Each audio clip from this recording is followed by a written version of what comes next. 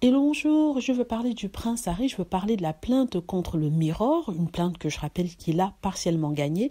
Si vous vous souvenez, le juge devant lequel il avait présenté sa demande avait accepté le fait que le Mirror avait utilisé des informations qui avaient été obtenues de façon illégale afin d'écrire certains articles. On parle même d'écoute téléphonique, on parle d'utiliser des détectives privés qui eux-mêmes utilisaient des méthodes illégales afin d'obtenir des informations, par exemple, sur la santé, sur certaines personnes qui étaient dans son entourage. Et il a gagné partiellement ça, sachant que le juge a dit que oui, il y a d'autres informations qui étaient données par la famille royale elle-même. Du coup, c'est une victoire partielle. Donc, étant donné qu'il a gagné, la partie adverse doit payer ses frais d'avocat.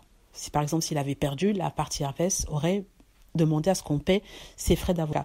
Ici, c'est le prince Harry qui a gagné, sachant que le prince Harry avait reçu pour compensation personnelle près de 160 000 €, n'est-ce pas? C'est à peu près 140 000 livres pour sa personne. Donc, ce qui se passe, c'est qu'il y a eu une audience devant le juge il y a un jour de cela, je crois que c'était lundi.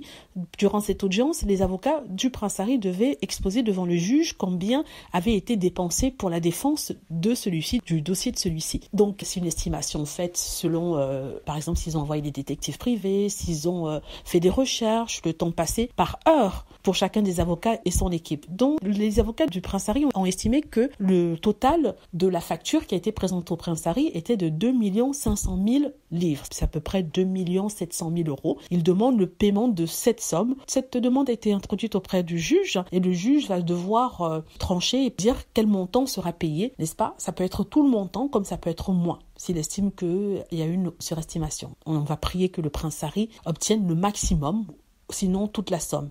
Enfin, pas lui directement, mais ses avocats.